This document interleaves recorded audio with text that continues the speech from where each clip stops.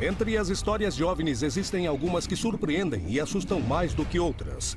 Especialmente quando as testemunhas descrevem a presença de seres estranhos ao redor de incidentes. México, 1996.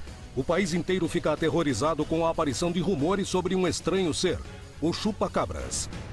Peruíbe, São Paulo, Brasil, 2008. Em um abrigo de animais acontecem 3 estranhas mortes de cães. A dona do lugar monta uma vigília e vê algo totalmente desconhecido. Na manhã de 2 de setembro de 2008, surgiram terríveis notícias na região de Peruíbe, São Paulo, Brasil. Em um abrigo para animais de rua, aconteceu um ataque que deixou os animais mutilados de uma maneira tão estranha que os donos do lugar não conseguiram identificar o que ou quem os atacou. Foi usada uma tecnologia muito sofisticada para se fazer no animal ali no meio de uma mata, ali em uma região de difícil acesso ao local. E o gozado, pelo que eu vi, assim, o estranho na realidade, é que os ferimentos não eram dilacerantes. Quando o animal morde, o predador, ele morde, ele destrói o tecido. Nesse caso, não havia essa destruição. Eram cortes realmente precisos, as coisas todas. E a morte, como ocorreu a morte desses cachorros, eu fotografei tudo, muito estranho. Qual o motivo desses estranhos ataques? Existe algum tipo de explicação? Os cadáveres dos cães seriam uma peça fundamental para poder explicar o que havia acontecido naquela estranha noite? Um dos caseiros ligou para mim, 6h30 da manhã, dizendo que tinha 3 animais mortos e um gravemente ferido. O ataque tinha acontecido em um lugar onde havia quase 200 cães. O barulho não acordou os donos? À noite eles não latiram nada. Eles latiram até 1h da manhã, depois pararam de latir. Os caseiros que moravam aqui perto não escutaram nada, ninguém ouviu nada. Quando eu vi os animais, eu percebi o seguinte: todos os animais estavam quietos e assustados. Um tinha se escondido, o outro estava escondido em outro lugar, longe da onde eles estão acostumados a ficar abrigados, né? Os 3 proximamente mortos com o mesmo ferimento, na mesma posição que eles estavam no chão, assim.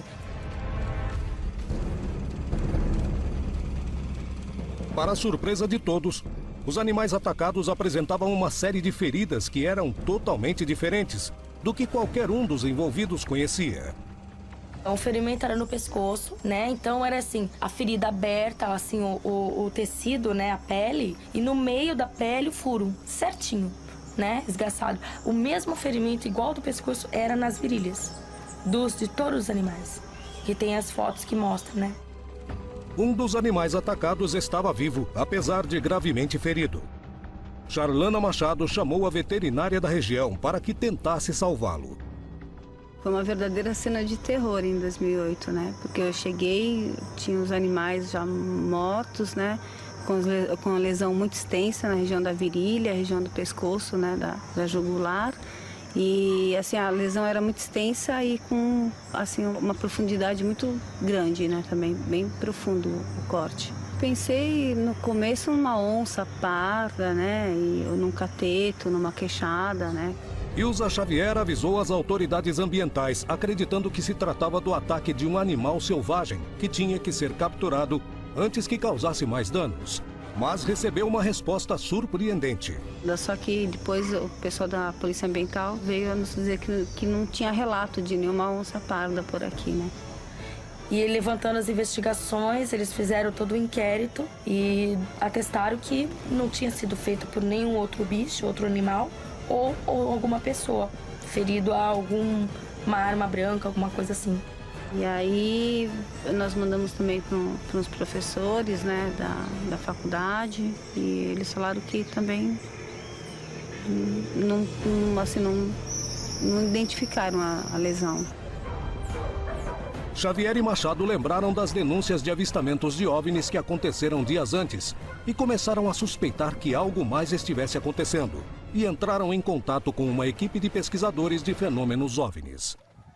No final dos anos 2000, da década de 2000 a 2010, entre os anos 2008, 2009 e 2010, tivemos muitos casos ali ocorrendo na região, de pousos de naves e também de mutilações de animais. nós que moramos aqui na região, nós sempre ouvimos, né, relatos de moradores, trabalhador rural, e tinha acontecido isso no bairro próximo. Os próprios vizinhos decidiram se organizar para tentar achar uma resposta para tudo o que tinha acontecido naquela noite. Então, depois que aconteceu esses negócios com os cães, nós decidimos o quê? Vamos começar a montar uma vigília para ver se ou nós pegamos um animal ou uma pessoa que fez isso, um caçador, alguma coisa, não sei, ou vamos ver alguma coisa. E começamos a montar a vigília. Ao realizar a vigília, encontraram uma coisa que nunca imaginaram. O que existia naquela região? Era um animal? Foi um grupo de pessoas? Era um ser extraterrestre? O que foi que matou os cães?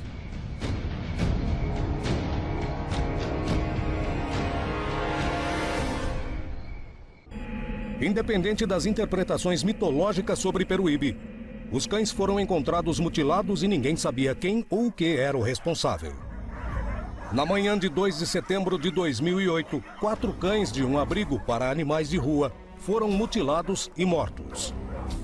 As lesões consistiam em cortes precisos, sem vestígio nenhum de sangue. Os cães apresentavam cortes nas virilhas e, através deles, os órgãos reprodutivos foram retirados. A dona e a veterinária do local chamaram as autoridades ambientais e os docentes das faculdades locais para que analisassem os corpos e aquela região. As duas pesquisas confirmaram que não se tratava de um ataque animal, nem de cortes causados por uma pessoa. Intrigadas por descobrir a verdade, decidiram fazer uma vigília para tentar descobrir o que havia causado semelhante mutilação. Estava tendo muito aparecimento na região. Vai ser uma coisa de ufológica, só pode ser. Entendeu? Um alienígena, alguma coisa assim. Apesar do medo de serem atacados, queriam saber o que tinha acontecido com os cães. E disseram, tem sim uma grande possibilidade de ter sido alguma espécime alienígena, né? Então a gente falou, vamos montar uma vigília para ver se a gente consegue filmar ou ver alguma coisa. Na terceira noite vigiando o lugar, Machado e os caseiros conseguiram encontrar uma explicação. Ela tem atrás do terreno dela uma mata fechada, uma mata ciliar até bem fechada, né? E pelo relato dela, ela viu uma criatura de olhos vermelhos ali. No meio da noite, enquanto realizavam as rondas naquela área, um movimento chamou a atenção deles. Primeiro passou correndo no meio da vigília, umas 11h30, meia-noite. Quando foi às 5 horas, nós vimos o ser lá.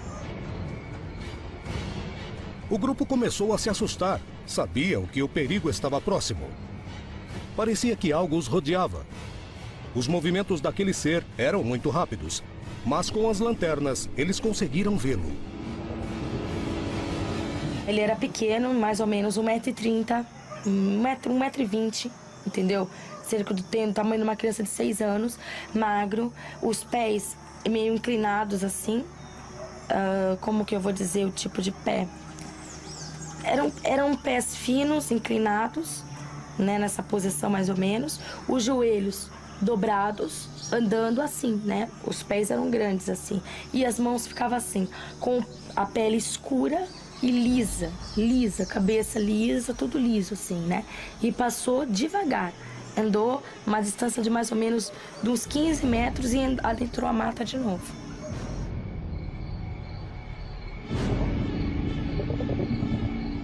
E tem uma outra particularidade, eles não escutaram os cachorros fazer larido, tá? Como é muito cachorro, e tem um gatinho também, tem vários gatos, né? Qualquer coisa estranha que aparecesse ali, os cachorros dão alarme. E numa dessas, ela viu a criatura saltar quase uns 3 metros de altura. Eu conheço vários tipos de animais, eu trabalho há muito tempo com animal. E nós ajudamos, inclusive, a Polícia Ambiental a fazer capturas quando eles não conseguem de continência animal, entendeu? E não era nenhum animal. Xalana Machado ficou realmente assustada. Eu falei, não quero mais ver, não quero mais saber disso. Eu não consigo mais ficar aqui nem trabalhar. Entendeu? Porque a gente fica focada, né? E tudo acha que é isso. Então, falei, não quero mais ver, não quero mais. É muito difícil eu vir pra cá à noite. Eu não venho à noite. O incidente em Peruíbe é só uma das inexplicáveis histórias de pessoas que viram seres estranhos. O que realmente atacou os cães? O que as testemunhas viram? Podia se tratar de um animal desconhecido? Podia ter sido um ser de outro planeta? Não existem conclusões definitivas, mas as provas de que algo aconteceu são impressionantes. É hora de continuar investigando o que se esconde por trás desses episódios. Em todo o mundo, há textos antigos onde os nossos ancestrais descrevem, por exemplo, objetos que descem do céu ou escadas que são baixadas de, abre aspas, ovos cósmicos. E é claro, e dessas escadas, desses objetos, os ovos cósmicos, aparecem estes seres mitológicos. Olha que interessante, vem de cima. Antigamente as culturas pré-colombianas já falavam dos seres que vinham da montanha. A mitologia grega fala do Olimpo e dos deuses que existem nele, quer dizer, religiões mais tradicionais também já falavam de anjos, anjos que apareciam na Terra. Os extraterrestres também cumprem esse requisito, vieram de cima, vieram do espaço. E de uma maneira ou de outra acabam se relacionando com o nosso emocional. Para não nos sentirmos sozinhos, há uma necessidade de consolo com essa crença. E também há aqueles que, segundo os nossos ancestrais, passaram seus conhecimentos para poder alavancar a nossa civilização. Assim, então, nossos ancestrais receberam a ajuda direta por, digamos, extraterrestres de carne e osso. Alguns extraterrestres que têm uma estrutura bastante típica, uma estrutura antropomórfica que se assemelha muito com esse ideal de extraterrestres que aparece muito nos filmes de ficção científica. O extraterrestre, politicamente correto, como nós idealizamos, é o famoso cinza. Aquele homenzinho cabeçudo de 1,40 m, olhos redondos, corpo raquítico, que costuma sequestrar as pessoas com uma intenção reprodutiva. Esse é o extraterrestre idealizado pelos meios de comunicação, através de Hollywood, e tudo com essa imagem negativa de que ele vai atacar e que vai invadir. Tenham muito cuidado com os extraterrestres, podem nos atacar. Queria também falar sobre uma visita incrível que eu recebi essa semana aqui do Henrique Machado, que é o criador do projeto Anjinhos da Rua, que é o maior santuário particular do mundo para animais de rua. E o Henrique fez uma visita aqui com a sua equipe. Queria agradecer a Mayla, que organizou essa vinda aí do Henrique para cá, para Serra Gaúcha. Agradecer ao Henrique pela imensa simpatia, grandes histórias para contar.